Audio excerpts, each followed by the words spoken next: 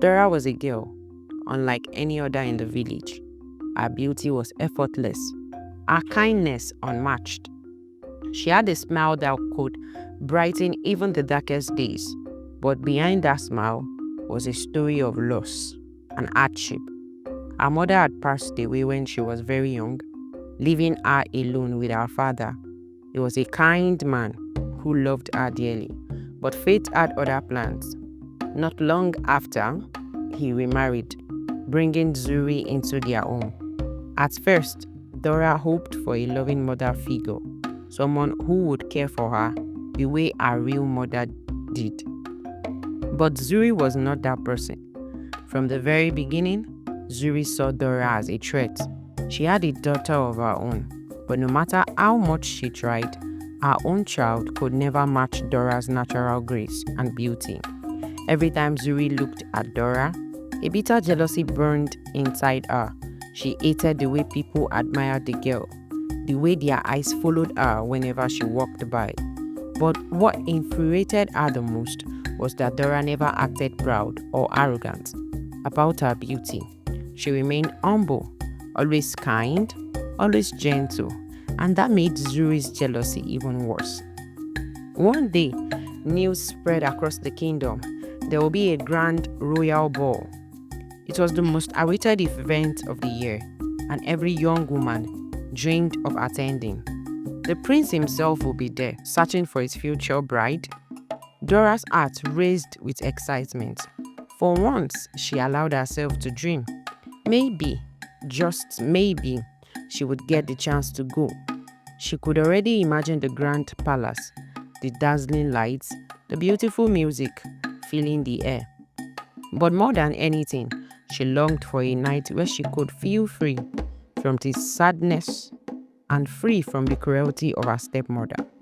Zuri, however, had different thoughts.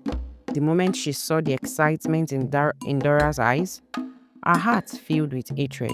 There was no way she would let this girl shine at the ball. No, she would do everything in her power to destroy Dora's dreams before they even had the chance to come true. As Dora's excitement grew, so did Zuri's wicked plan, and soon the young girl would learn just how far jealousy could go. The moment Dora mentioned the royal ball, Zuri's face darkened. She put down her sewing and looked at Dora with cold eyes. "You? At the royal ball?" she scoffed. "Do you really think someone like you belongs there?" Dora's heart sank, but she stood her ground. "Why not? Everyone is invited. I just want to see the palace dance." And Zuri cut her off with a sharp laugh. "You? Dance with nobleman? Do you think a prince would even look at you?" She leaned closer, her voice dripping with cruelty. "You are nothing but a silly girl with foolish dreams." Dora clenched her fist, trying to hold back her tears. She had always known Zuri didn't love her, but this was different. This was pure hatred. Still, she refused to let go of her dream. "I don't care what you say," she whispered. "I will find a way to go." Dora's eyes burned with anger. "Is that so?" she said, a wicked smile creeping onto her lips. "Fine. Let's see how you get ready for a ball when you have no time to even breathe." The very next morning, Zuri handed Dora a list of endless chores. Clean the entire house, wash all the clothes, scrub the floors until they shine, and don't forget to prepare dinner before sunset. She tossed the list onto the table. You won't have a single moment to think about that foolish ball you were dreaming of. Dora's hands trembled as she looked at the list. It was impossible for anyone to finish so much work in one day, but she wouldn't give up. Not yet. All day, she walked as fast as she could. Her hands ached from scrubbing, her back hurt from bending over. But she didn't stop. She wouldn't let Zuri win. The sun was setting when she finally finished the last task. She wiped the sweat from her forehead and allowed herself a small smile. Maybe, just maybe, she could still make it. But Zuri had been watching, and when she saw Dora still standing with hope in her eyes, She knew she had to take things further. "You still think you are going to that ball?" Zuri murmured, her voice dangerously soft. She stepped forward, her fingers tightening around the scissors in her hand. "Let's see how beautiful you are after this." That night, as Dora slept peacefully, unaware of what was coming, Zuri crept into her room. With one swift motion, she grabbed a handful of Dora's thick, beautiful hair and began to cut. The night was silent. The only sound in the house was the soft breathing of Dora as she slept peacefully. She had worked herself to exhaustion that day, barely able to keep her eyes open by the time she lay down. But as she dreamed of the royal ball, of twinkling lights and beautiful music, something terrible was about to happen. Zuri stood over her bed, holding a pair of sharp scissors in her hand. Her heart pounded, not with guilt, but with excitement. This was her moment.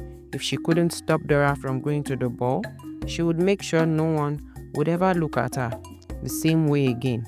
A cruel smile spread across her face as she reached for Dora's long, beautiful hair. The first cut was quick. A long, thick strand of hair fell onto the bed. Zuri's finger trembled, but not from fear. She was enjoying this. She grabbed another handful and sliced through it, the scissors making a harsh whispering sound in the quiet room. Piece by piece, she cut, leaving the hair uneven, jagged, and messy. Dora stirred slightly in her sleep, but didn't wake up by the time Zuri was done. She stepped back and admired her work. The once flowing locks were now nothing but a disaster. No prince would look at her now. No one would call her beautiful now. Let's see her go to the ball, Zuri thought, laughing silently to herself as she walked out of the room. The next morning, the scream that came from Dora's room was loud enough to shake the walls. Birds outside the window flew away in fright. Dora stood in front of the mirror, her hands covering her mouth, her eyes wide with horror and shock.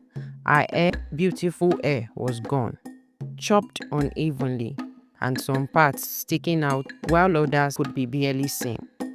Her fingers trembled as she touched the uneven strands, tears filling her eyes. "No," she whispered, shaking her head, as if she could undo what had been done. Zuri appeared at the door, smirking at her. "What's wrong, dear? You don't like your new look?" She folded her arms and let out a cold laugh. "I thought you wanted to go to the ball. Go ahead. Let's see if the prince even looks at you now." Dora turned to face her, her eyes filled with pain, anger and betrayal, while she choked out, "Why would you do this to me?" Zuri shrugged. "Because you needed to learn your place." Tears streamed down Dora's face as she fell to her knees. Her dream was gone, her beauty was ruined, and Zuri had won. Or so she thought. Dora sat in front of the mirror, staring at her reflection through teary eyes. Her fingers trembled as they ran through the uneven, choppy strands of hair. It felt like a nightmare, one she couldn't wake up from. Her stepmother had taken away the one thing she had always been proud of. How could I ever face anyone like this? She thought, her heart aching, but deep inside, something refused to break. She had spent her whole life being pushed down, made to feel small. Not this time, not anymore. She wiped her tears and stood up. "Zuri wants me to hide. She wants me to feel ugly, but I won't give her that satisfaction."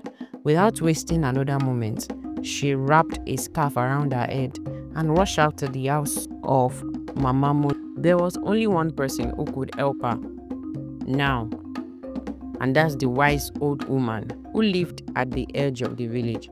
The old woman, named Mama Molu, had seen many things in her long life. When she opened the door and saw Dora's teary eyes, she knew something happened, and that must be something terrible. She gently pulled Dora inside and listened as the girl poured out her heart. "My beauty is gone," Dora whispered, staring at the floor. "How can I face the world like this? How can I ever go to the ball?" Mama Molu smiled, her old eyes filled with warmth. She reached out and lifted Dora's chin. Child, beauty is not in the length of your hair, the clothes you wear, or the jewelry you put on. True beauty is in your strength, your kindness, and the way you carry yourself. Dora sniffed, but people will laugh at me. Let them laugh at you, Mama Molu said. Firmly walk with your head high, and they will see something far greater than long hair. They will see a girl who refuses to be broken. Dora sat in silence, letting those words sink in slowly.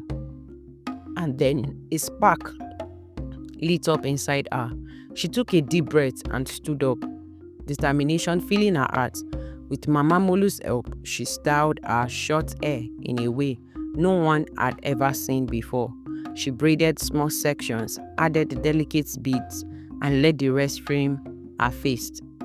When she looked in the mirror again, she didn't see a broken girl. She saw someone fierce, someone unique, someone ready to take on the world. And no one, not even Zuri, could stop her now. The palace shone like a dream, its golden light flickering against the night. Sky music floated through the air. Laughter echoed in the grand halls. An elegantly dressed woman swirled in dazzling gowns. It was everything Dora had imagined and more.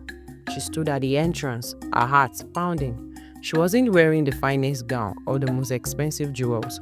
Her dress was simple, flowing like soft river water, with delicate embroidery done by her own hands. Her hair, though short, was styled beautifully, with tiny beads that shimmered under the lights. She took a deep breath. I belong here, no matter what anyone says. As she stepped inside, heads turned, whispers spread like wildfire. Who is she? Look at her hair. How strange. No girl with short hair has ever been at the royal ball before. Laughter rippled through the crowd, but Dora didn't flinch. She walked with grace, her chin high, her confidence unshaken. And then she felt it, a pair of eyes watching her, not with mockery, but with admiration. Prince Zubare stood at the top of the grand staircase, his gaze locked on her. He had seen countless women that night, all dressed in their finest skills and silk clothes, their hair styled to perfection, but none of them had caught his attention the way Dora did. She was different. There was something in her eyes, a quiet strength, a fire that burned brighter than any jewel in the room. As she moved gracefully across the floor, a group of noblewomen sneered. One of them, a girl with long flowing hair, smiled. Poor thing, she said, loud enough for Dora to hear. Did she cut her hair because she wanted to look like a boy? The others giggled. Before Dora could reply, a strong voice cut through the room. I disagree. The room fell silent. Prince Zubare stepped forward, his deep commanding voice filling the space. She's the most beautiful girl here tonight. His eyes met Dora's, a small smile forming on his lips, because beauty is not in the length of one's hair, but in the way she carries themselves. The noble woman gasped. Dora's heart raced for the first time in her life. Someone had defended her, and not just anyone, the prince himself. Zuri, watching from a distance, felt her blood run cold. This was not how things were supposed to play out. Zuri stood in the corner of the grand ball, gripping the edge of her shawl so tightly that her knuckles turned white. This couldn't be happening. Not to her, not to Dora. She had done everything to destroy the girl, cut off her hair, humiliated her, crushed her dreams, and yet here she was, standing in the middle of the ballroom, glowing like a star. People couldn't stop staring at Dora, but not with the pity or mockery Zuri had hoped for. No, they looked at her with admiration. The king and queen, seated on their crown thrones, leaned forward and their eyes filled with interest. She carries herself with such grace, the queen murmured to her husband. She is different from the others. The king agreed. There is strength in her eyes. Dora's stomach twisted. She wanted to scream, How was this happening? Then came the final blow. Prince Zubare walked towards Dora, his dark, piercing eyes locked onto ours.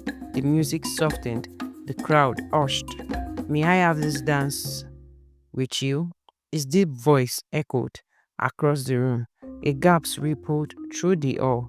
Every girl who had been trying to catch the prince's attention all night stood frozen, their faces filled with disbelief. They had spent hours on their hair, hours on their makeup, and several days to make their gowns. Yet the prince had chosen her, the girl with the short hair, the girl they had mocked. Dora's breath caught in her throat. For a moment she hesitated. She glanced at Zuri, who looked like she had seen a ghost, and in that moment, something inside Dora shifted. She turned back to the prince, smiled softly, and placed her hand in his. The music began again, and the two of them glided onto the dance floor. Dora moved effortlessly, her dress flowing around her, her heart beating faster with every step. The prince's touch was firm, yet gentle, his eyes never leaving hers all around.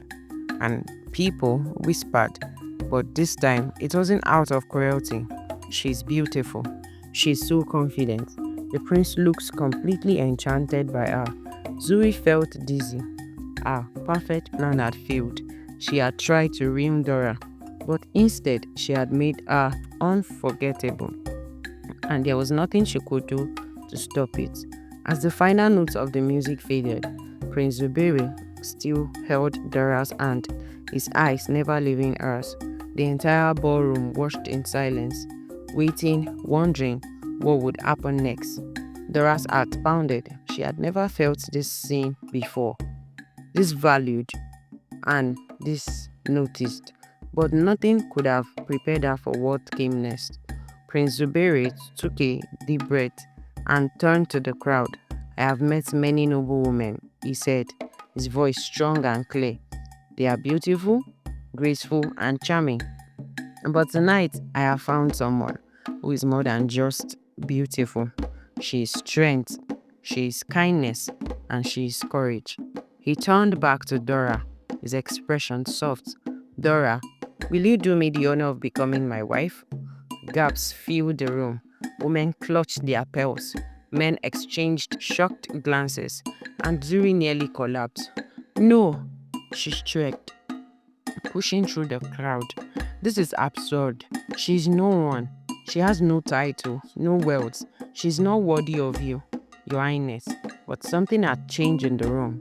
The people who once whispered behind Dora's back now look at her with admiration. The king and queen, watching closely, nodded approvingly. No one paid attention to Zuri anymore. She was just an angry voice, lost in a sea of praise. Dora could feel Zuri's hateful gaze burning into her, waiting, begging for her to fall. But she wouldn't give Zuri that satisfaction. She turned to Prince Zubare, her eyes shining with emotion. Your Highness, I never expected this, she whispered. I came here only to see a dream. I never thought I would become part of it. Prince Zubare smiled. Dreams come true for those who believe in themselves. Dora looked at Zuri, who stood trembling with rage. There was a time she would have begged for her approval, a time when her words would have broken her, but not anymore. Zuri had tried to destroy her, but instead she had made her stronger. Dora took a deep breath and turned back to Prince Zubare. Yes, she said, her voice steady. I will marry you. Cheers erupted across the ballroom. The prince took her hands and kissed them, gently sealing their future together. Zuri was left standing alone, ignored, forgotten. She had lost everything, but as for Dora, she had won not just a prince, but her freedom, her happiness, and most importantly, she had won herself. As days turned into weeks, Dora's story spread far and wide, reaching every corner of the kingdom. People whispered of the girl with the short hair who had risen above jealousy and cruelty, who had shown the world that true beauty wasn't in what others saw, but in who you were on the inside. Her tale became legend, an inspiration for everyone, who had ever felt small or unworthy. Young girls looked up to her, inspired by the way she had walked into that ballroom with her head high, not letting the words of others break her. They learned that beauty wasn't about fitting in with the world's expectations, but about embracing what made them unique. And for the first time, they felt free to be themselves. Dora's kindness, strength, and confidence became the new standard of beauty in the kingdom. No longer was long hairs used as a criteria for beauty.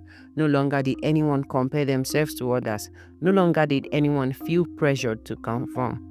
They saw Dora and understood beauty was not in hair or dresses, but in how you treat others, in how you held your ground, in how you carry yourself through every challenge life throws at you.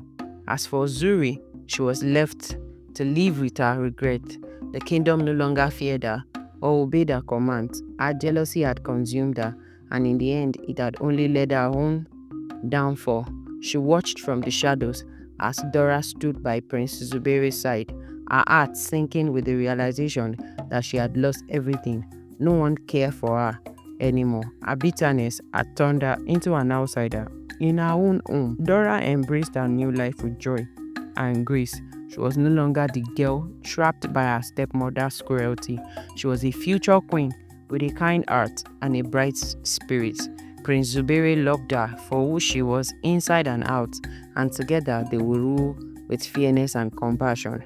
Dora's journey taught the kingdom one important truth. True beauty was never about appearance, it was about the strength to rise above, the courage to stay true to yourself, and the kindness to spread love, even in the face of hate. The kingdom thrived, united by the lesson Dora had taught them all. If you love Dora's story, don't forget to like and share and subscribe for more inspiring tales. Let us know in the comment section, what did you learn from Dora's journey? And remember, true beauty comes from within. So always stay confident and kind. Thank you so much for watching. If you got to this point, please give this video a thumbs up. It will help grow my small YouTube channel. Leave a comment in the comment section. Let me know your thoughts on this story. And if you haven't subscribed yet to my YouTube channel, do well to subscribe and turn on post notifications so you can get notified when I post more exciting stories like this. Do well to go to my page. I have more interesting videos as well. And do yourself a favor by clicking on as many as you can and watch. Hope you enjoyed the stories on my page. See you guys in my next video. Bye.